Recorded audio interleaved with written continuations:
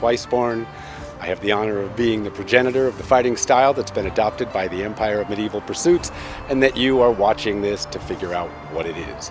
The first rule of the EMP fighting style is be excellent to each other, and all of the subsequent rules that come after it, and that we'll be explaining today, keep that in mind. In the EMP, we use weapons that are designed mostly of rattan for heavy combat. As you'll see here, we have a defined striking surface that is leather over rattan, and the thrusting tip is made out of foam so that hard thrusts, as hard as you can do, are unlikely to do serious damage. So with that, when we design these, look at the rules and you will find good ways to build excellent quality and fine-looking weapons. The HMB, you must have everything be of steel or medieval-grade materials. In the EMP, it is different. If you feel protected by plastic, you can wear plastic. If you feel protected by leather, you may wear leather. If you feel protected by some foamy thing given to you by your grandmother, you can wear that as long as it meets the minimum standards. In the EMP, we have different minimums. It looks a lot more like this. I have a helmet with a chain drape. I have a covering for my body. It doesn't even have to be a gambeson. I have gauntlets. I have a soup can elbow, a soup can knee, and a cup. On my legs, I would normally have shins, but minimum is leather. This is the minimum you can go to. This is probably the maximum you can go to. Anything in between is fine. This covers both. If you want to fight in both, come with your steel gear. In the EMP, we use a system called the tell. There are 3 styles of blow that affect the tell. The first of them is a light blow. When you get hit by a blow that you consider on your armor is too light to have done you any form of damage, you may say light, you may say nothing, whatever you would like. However, what it translates directly to your opponent as is, I want you to hit me harder. When you do this, we have a pretty strict no whiners policy. If you ask to be hit harder, you will be hit harder. Don't complain about it later. The opposite side of the scale is called a substantial blow.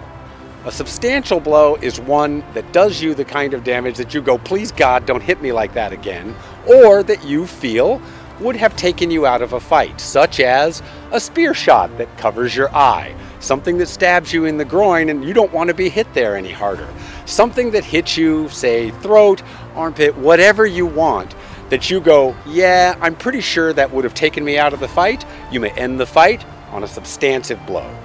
Anything in between substantive blow and light blow is called a telling blow. For the tell, in general, we go to 3 hits or 3 tells. However, that is not required. If you and your opponent agree, you can have a fight that goes to 20 telling blows. You can have a fight that goes to 1 first blood. Anything you would like. The variance is there so that you can craft the kind of fighting experience that you want to have. When we are fighting, James is in armor, and if I get a blow that just clips by, that would likely be light, like this. Even one that does that, even though it makes a lot of noise, it is probably light. He can call it that way, it will be clean.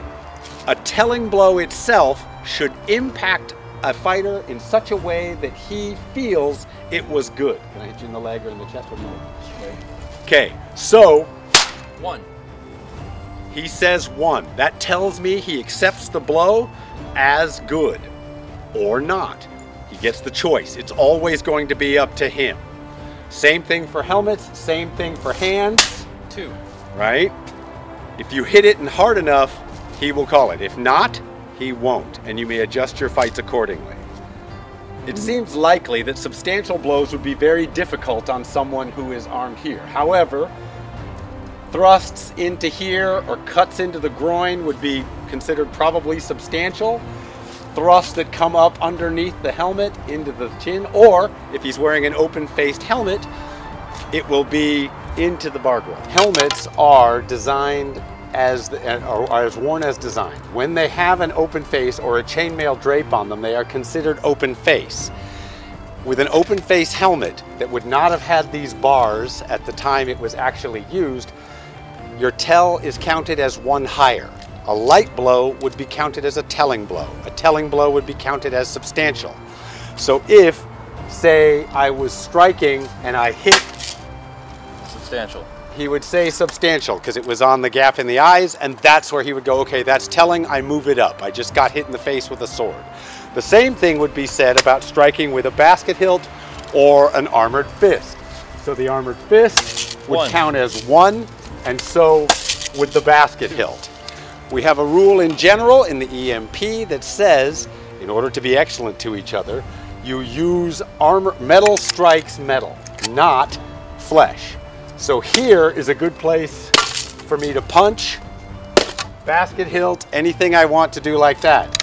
However, not so much in the groin, not so much in this gap here or here. Try and keep metal to metal and you'll do much better. Principal difference in the EMP versus either steel fighting or anything else is that thrusting is a primary attack form. When you are in a position to, you may always stab your opponent. Our armor is designed for that, both one-handed and two. You can stab as hard as you want. As a matter of fact, it is promoted. However, once again, be excellent to your opponent. If you have him at a disadvantage, don't just gouge him in the groin. There are quite a number of ways in which we allow grappling within the EMP. Besides just striking, as you saw earlier, we can grip.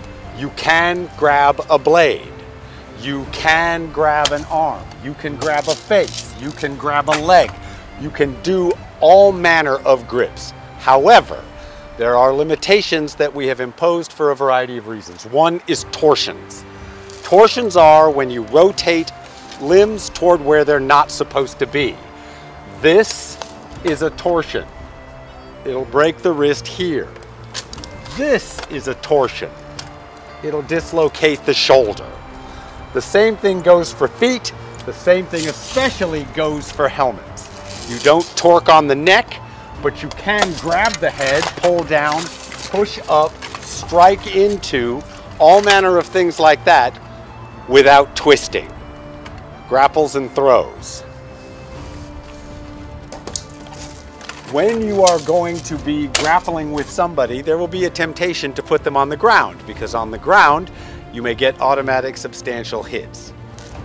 This primary one that works is the step through and drop. Normally, this works well on unarmored opponents. With armored opponents, the chance of injury accelerates because of the helmet being high, which means we don't want to see the full hip toss where his head flies down to the ground first and his legs fly up. Sorry, I got it. Or you do not want to see, or what you do want to do looks like this. You'll be here and you go to the ground with him. You escort your opponent to the ground. From this position, you have control, but he has not been slammed down to the point where he could be injured, or at least easily. It may happen, it may not, but it won't be intentional if you do it properly. In the EMP, target areas tend to be slightly different than a vast number of other things. We have more. You can strike anywhere on a standing opponent from his ankles all the way to the top of his head. The hands are legal targets. The body, armpit, groin, everything is a legal target. However, be excellent to each other. Going around kicking guys in the groin, not cool. However, but you can if it's necessary and you and your opponent agree. The feet are non-legal targets on the ground. But if James snaps up a kick at me, I can cut into his foot and have it be legal. In the EMP, we have somewhat different rules about striking from behind. If for whatever reason, James and I are fighting and he spins around and tries to either run or get a strike or do anything, he is not classed as from behind. Any strike I do into James should be as if he was facing me. However, stay facing me. If I run up on him in a war scenario or something like that, and I know that he cannot see me, it's a line from about here to about here, any of these angles, I am still going to strike James, just not as hard as I can. I'll strike into here and say dead from behind and then move on. James will know at that point that he has been successfully struck from behind and that he should take it as a kill.